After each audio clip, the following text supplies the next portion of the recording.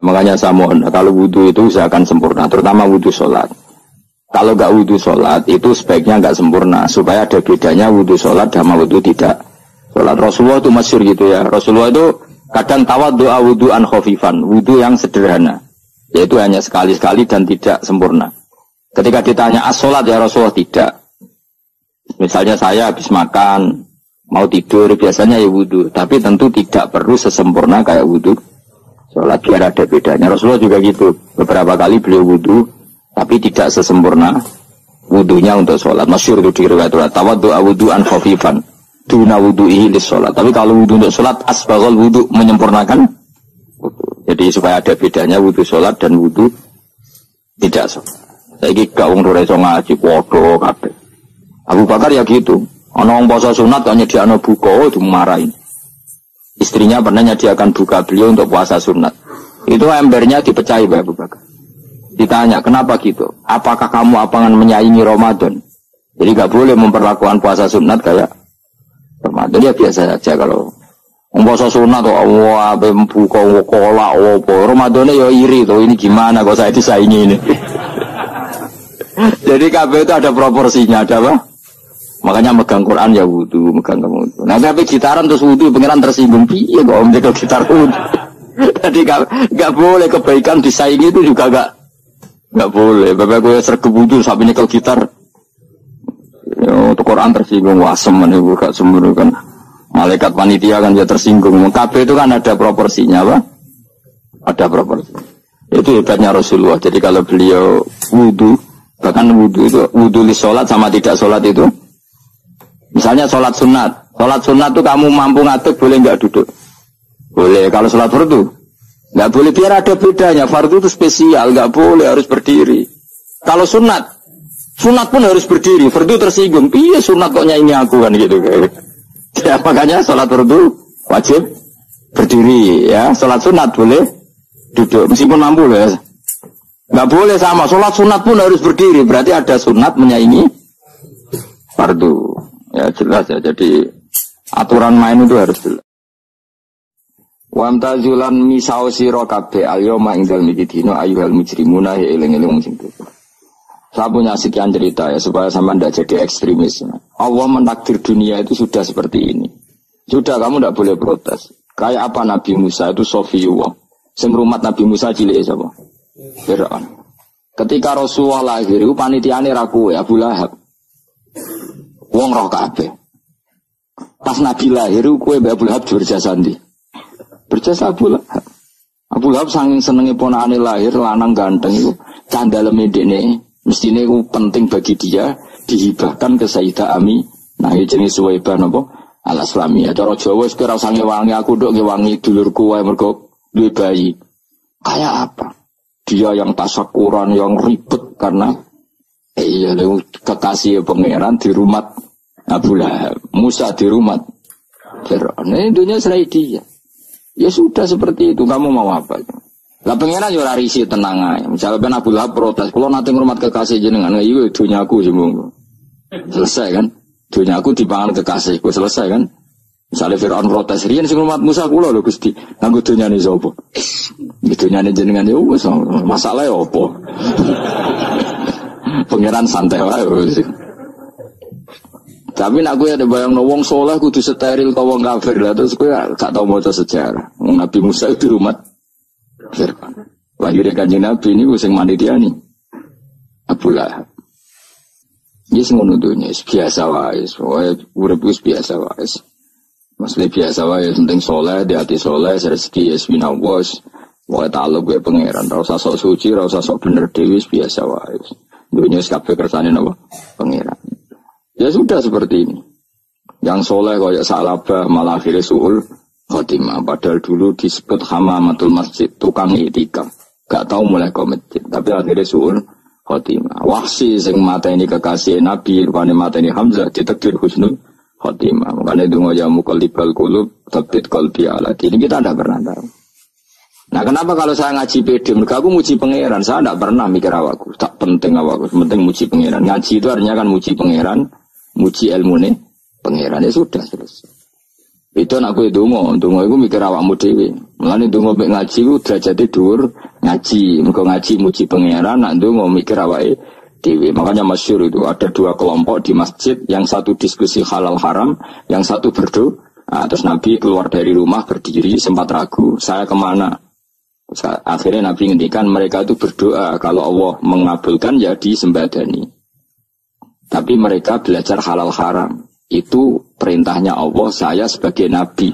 Terus akhirnya Nabi gabung kelompok yang belajar halal haram. Karena belajar halal haram artinya ingin menghidupkan hukumnya Allah Ta'ala. Tapi nak wong dongo kepingine iku kabul kajate. Intine mikir awake dhewe. Makanya saya termasuk ulama yang sering berdoa.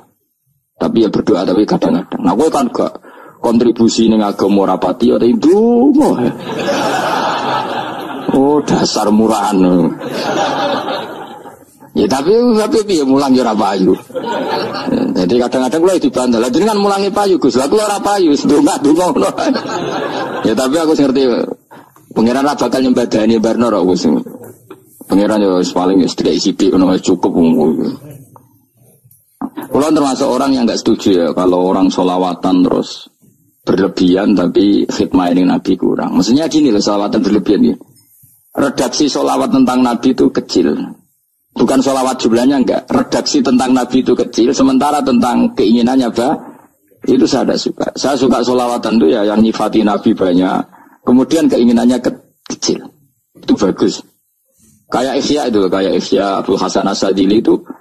Kalau dongo itu jaluknya mau swidik paling garis paling terakhir. Misalnya gini. Nahmaduka ya man huwa la ilaha illa anta ar-rahmanur rahim. Itu langsung in sampai nyifati Allah itu 99. Buar ngono nganti berkuras-kuras. Lagi terakhir mau jaluk dongo sithik. Nah kowe kan enggak muni muji Allah mau basa-basi tok. Alhamdulillah rabbil alamin wassalatu wassalamu ala Muhammadin. Mau go syarat tok. Baru Allahumma inna nas'aluka nganti telung warik. Tolong halaman. Tapi pas muji pangeran alhamdulillah rabbil alamin wassalatu wassalamu ala Muhammadin. Baru terus dongo njaluk mapan tolak buala. Yo aja. Mana jare pangeran muji kekasihku suwi dongane kecangkeman. Lah saya juga suka jenis itu. Harusnya sholawatnya itu yang panjang. Maksudnya nyifati Nabi yang panjang. Baru mintanya sedikit. Itu bagus ya. Bi akhlak.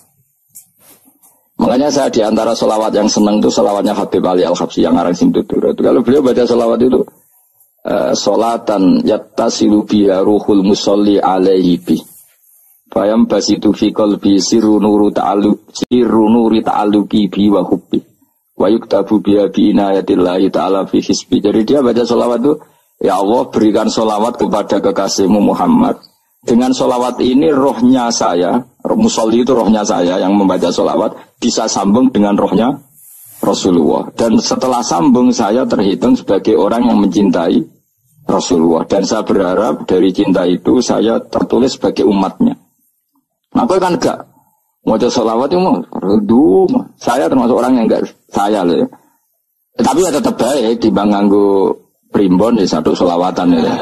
Tapi boleh punya etika lah dengan Rasulullah itu. Kalau dungo nyifati Nabi yang banyak. Kan banyak tuh sholawat yang seperti yang saya misalnya di kitabnya Sayyid Muhammad ada Wa sholli ala sayyidina Muhammad nuri kalam alladzi. Wah nyifati Nabi itu sampai panjang lebar baru menceritakan hajatnya. Kalau kamu kan enggak nyifati Nabi basa-basi, musiki mana. Malah kadang orang misalnya ala Muhammad. Kok ala Muhammad muni sayyidina aja disoal. Misalnya terus dari kudungannya apa? Panjang. Saya termasuk yang enggak setuju. Karena itu menurut saya kurang etika. Makanya Rasulullah itu kalau berdoa, kalau sudah nyifati Allah, coba tak beri satu contoh saja. Doanya Nabi. Alhamdulillahi hamda yuwafi ni'amahu wa yukafi'u mazidah. Ya Rabbana lakal hamdu kama yanbaghi li jalali wajhika 'azimi sultanik. La nuhsi sana'an 'alaika anta kama asnaita 'ala nafsik. Itu sudah berapa itu nyifati Nabi? Itu belum doanya tuh. Nah kamu kan enggak. Alhamdulillah rabbil alamin Allahumma ya Allah di hajati gremeng seramu tuh kan jangan gak bakat wali lanjut kula iku sisih dene kula wis sering ngamini dongane wong ngono tapi ning atiku amin itu maksudnya amin barno mawon Gusti tapi aku amin tapi amin Gusti barno mawon Gusti wong ora jelas ngono berarti Jadi aku muni amin tapi amin barno maksudnya. Ya Allah barno amin maksudnya.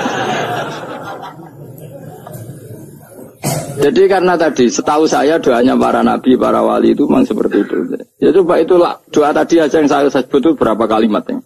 Apa? Alhamdulillah hamda yuafi ni'amahu wa yukafi mazida ya rabbana lakal hamdu kaya membayi di jalali wajhika azimi sultani la nuksi sana'an alaika anta kama asnita ala. Enggak terhitung pujian saya kepada engkau sebanyak engkau memuji pada diri engkau sendiri. Allahumma ini a'udzu biridhoka min sakhatika fi mu'afatika min uqubatika wa bika minkal. Allahumma sholli bi haqqi jabarutika wa bi khawfika kan panjang sekali doanya wali-wali itu, tapi semuanya mensifati Allah. Bahkan banyak yang kemudian lupa enggak doa. Coba haji, doa haji itu coba. Labbaik Allahumma labbaik la syarika lak innal hamda wa ni'mata laka wal mulka la syarika lak. Wa ni'mat itu kan labbaik saya siap melaksanakan perintahmu ya Allah sa'dik. Engkau yang punya pujian, engkau la syarika lak lakal. Itu malah enggak ada, jarang malah ada doanya. Itu kalimatnya talbiyah semua. Allahumma antal azil akram itu sudah seperti itu. Karena tadi al-mu'min yashghaluhu sana 'ala Allah min ayyakuna li nafsihi dzakiran. Mukmin sejati adalah sibuk memuja Allah sampai lupa jatah dirinya sendiri. Nah, kowe kan gak mujine Allah basa-basi, dongane tenan. Itu jadi makhluk aneh, itu jadi hubungan mbek pangeran itu wong aneh. Ya tapi jangan rabakat wali, semuanya ikut dadine semuanya ikut. Ya tok ngono kok mari wali kakean malah gak elit. Jadi tapi saya mohon itu di sholawat itu usahakan jumlah paling enggak jumlah sholawatnya banyak, doanya sedikit. Paling enggak misalnya kamu tidak punya kalimat yang apa baik ya maca sholawat ping 100 juga ada salare. Biar guling-gilingan apa kita menyebut kekasihnya Allah lebih banyak ketimbang kita menyebut hajat kita sendiri ya gitulah. Paling enggak punya etika seperti itu ya. Kalau kamu enggak punya segot-segot sing keren, bacalah sholawat berapa? 100 terus cerita awam Gusti utang kula kathah. Mengke ra jawab wis roh.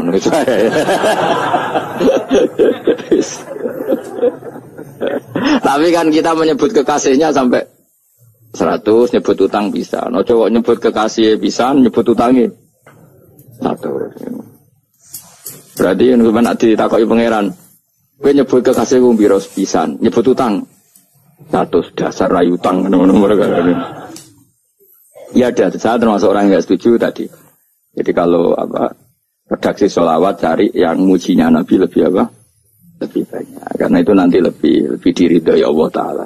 Coba Allah sendiri kalau nyebut nabinya itu hitung saja.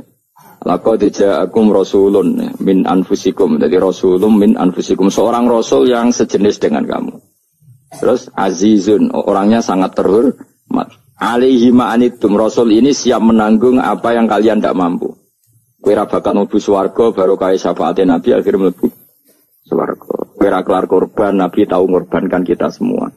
Dokha Rasulullah bikabsyaini terus hada an ahli wa hada amman lam yutokhi min mati. Ini alihima anitum. Nabi menanggung apa yang kalian berat. Azizun, Nabi itu ali terus harisun alikum. Nabi sangat berkomitmen menyelamatkan kalian.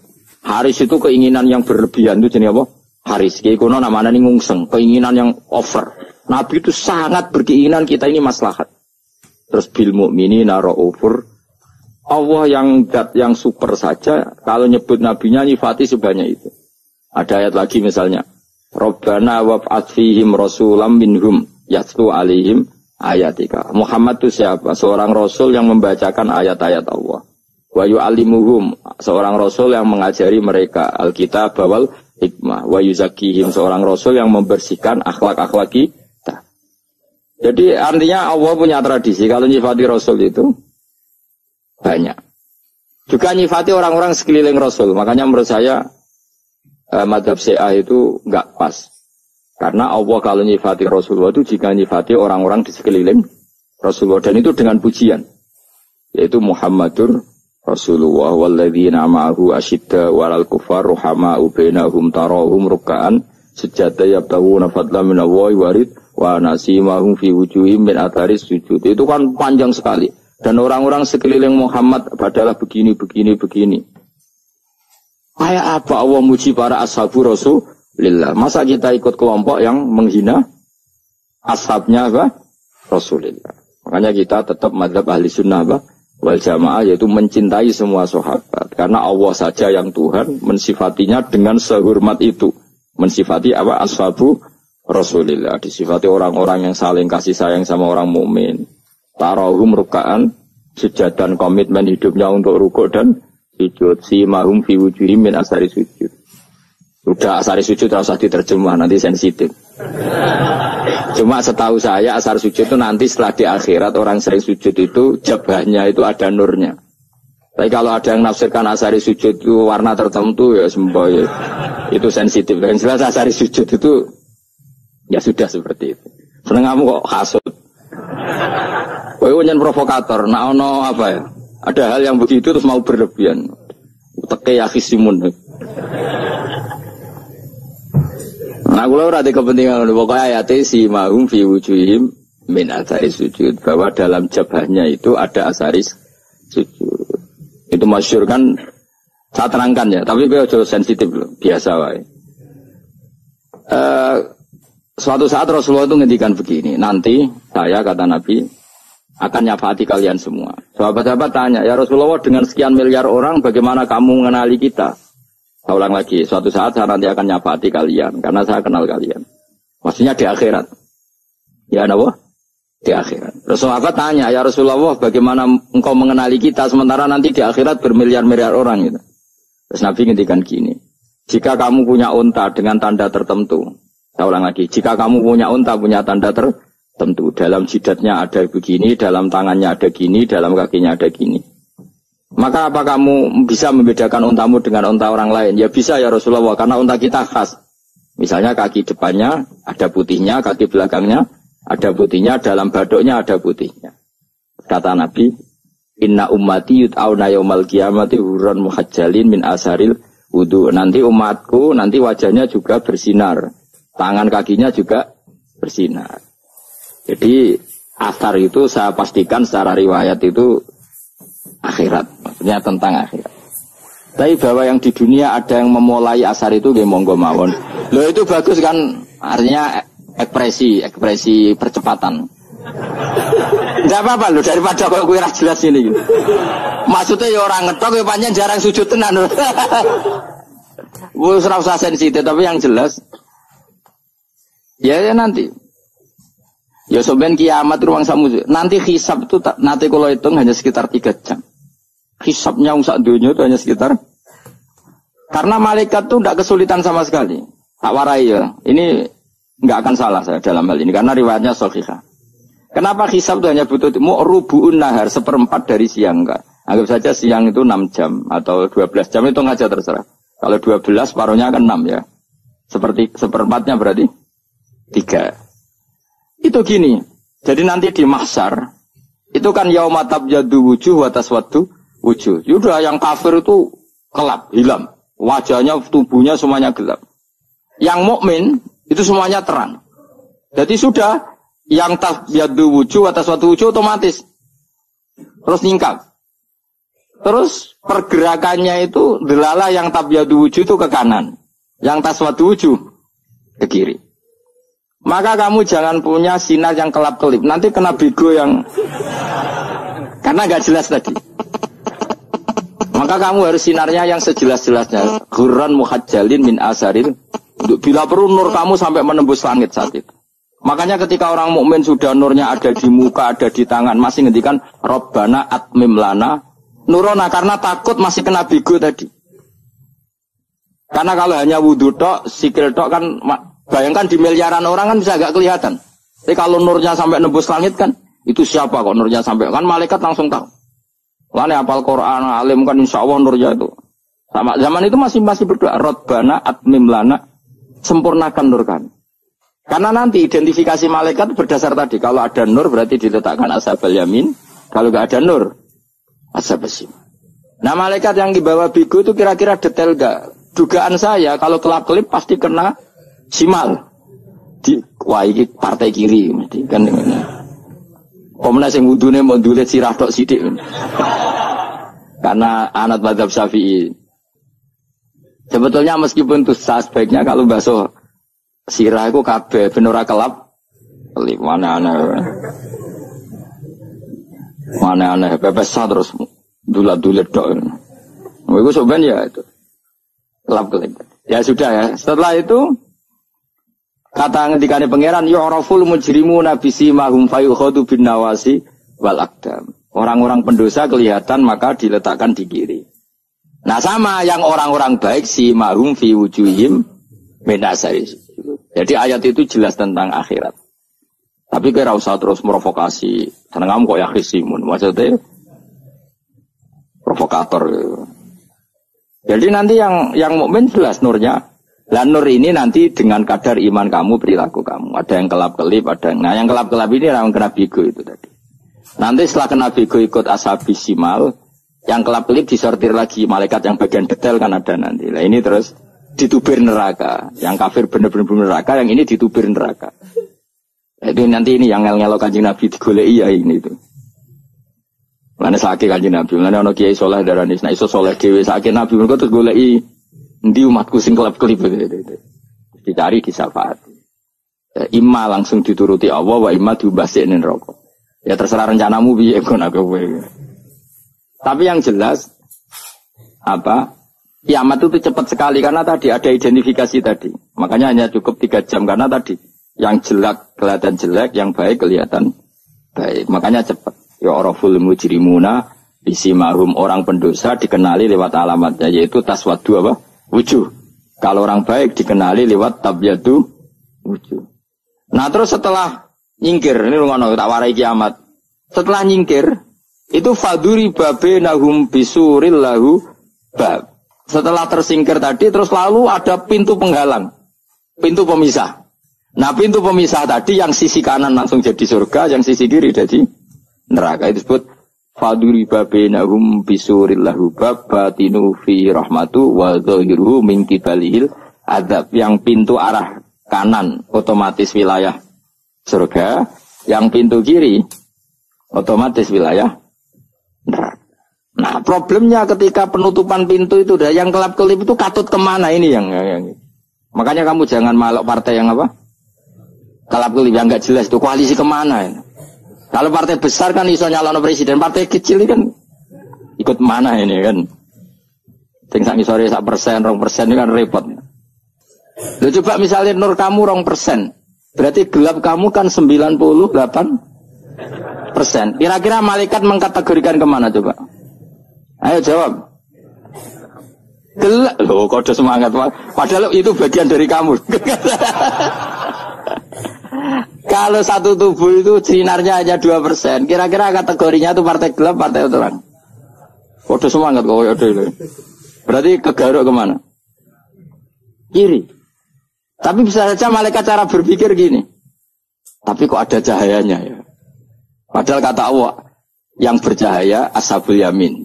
Kan nggak ada bilang cahaya terang. Bisa saja malaikat, alhamdulillah berpikir begitu.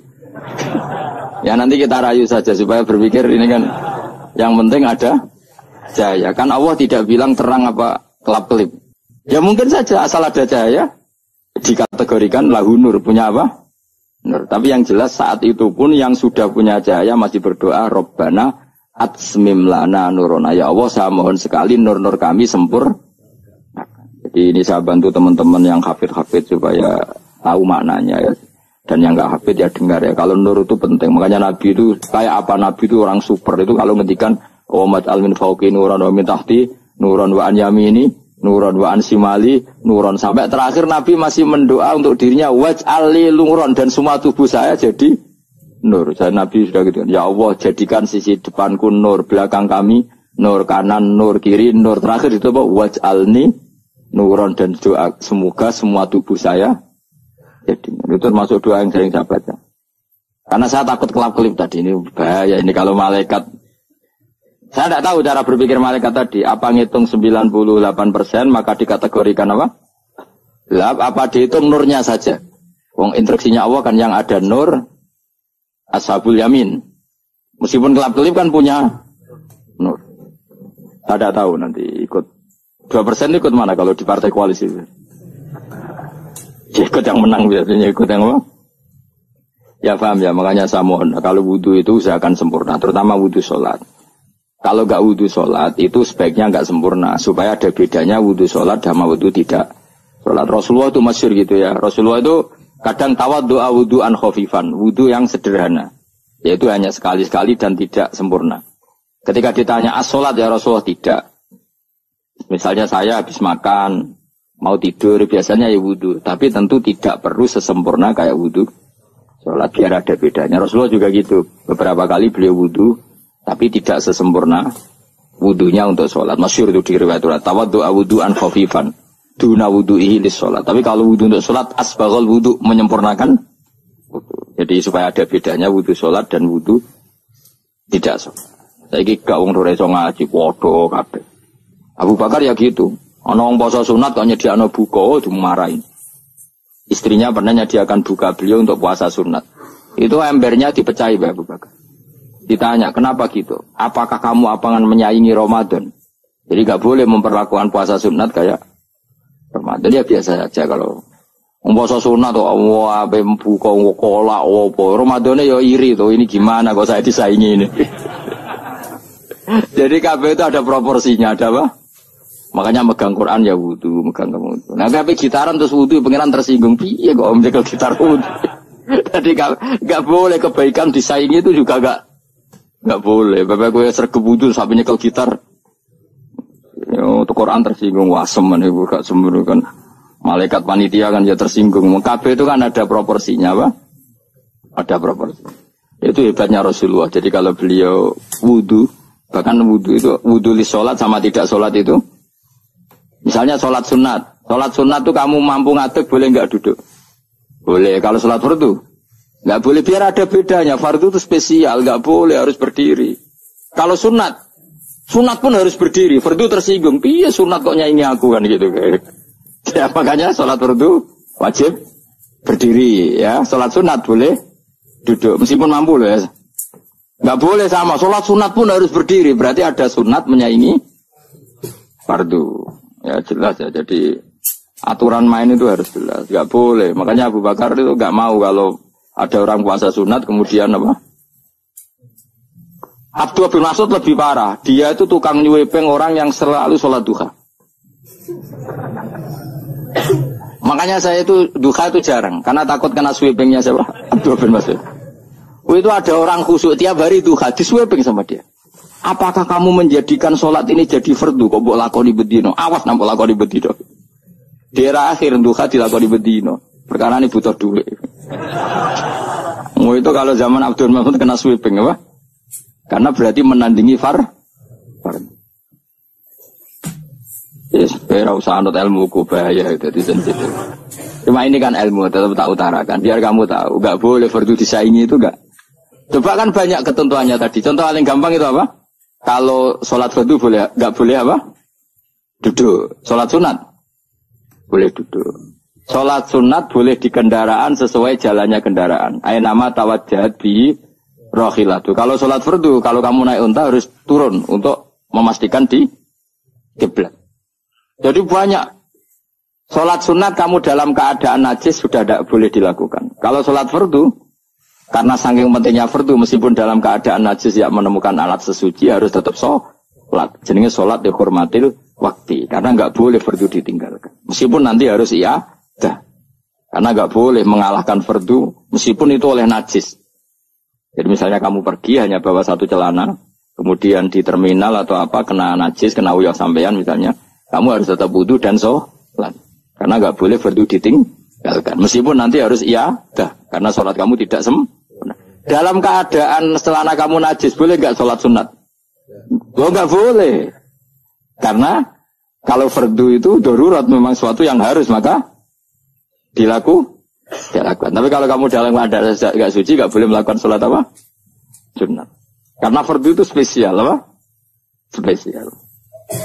Bun kalau terus nanya. Wamtazil yauma ayyuhal mujrimun. Ya, jadi orang mujrimun harus terpisah dari orang apa? Mukmin. Dan yang keharusan itu ketika di surga. Tapi kalau di dunia ya boleh muamalah boleh. Ya muamalah yang halal maksudnya. Infaridu tegese misal sira kabeh ana mukminin sing pira-pira mukmin intakhtilatihin. Nalikane campure kufar utawa al mujrimin bihi kelan al mukminin. Rujuk ibu wali boten napa. Maksudnya rujuk itu awalnya guys, sami ikhtilati mukminin bim kan kufar atau kufar yang mukminin. Alam ahad ilaikum ya bani Adam. Alam ahad ana ta ora merentano ingsun ilaikum maring sira kabeh. Amurkum tegese ana ta ora merentano ingsun kum ing sira kabeh ya bani Adam ya bani Adam. Ala lisani rusuli ing atase lisane para utusan-utusan ingsun. Bukankah saya telah merintahkan kamu wahai bani Adam Allah ta'budu setan. Yen ta ora menghamba sira kabeh asyaitan ing setan. Ngendikane pangeran kowe ijek kanut setan ku nemen nih. Bukankah sudah saya perintahkan kamu tidak boleh diperbudak napa setan. Maknane la tutiu tegese aja taat sira kabeh ing setan. Inna sak temene setan laku maring sira kabeh aduun musuh mubinun kang jelas. Bayinul adawati banget musuhane. Lah wong setan musuhmu kok malah mbok enut bocah kok sarap ngono. Karuan musuh kok di enut. Anut ya pangeran mergo Allah wali fid dunya wal akhirah. Wa ani buduni lan yen to nyembah sira kabeh ni ingsun. Wa anestune kelakuan budu nyembah sira kabeh ni ingsun wahidu tegese nglakoni tauhid sira kabeh. Tomeng esa kano sira kabeh ni ingsun. Wa ati ulan to atau sira kabeh ni ingsun. Harusnya kita hanya ibadah ning Allah Subhanahu wa taala karena dia yang menciptakan kita, tempat kita kembali. Setan itu tidak siapa-siapa. Makhluk yang hina, yang lemah, kok malah taat. Taat yo ning gone zat sing super, sing gawe kita, sing memberi rezeki kita dan zat yang kita kembali.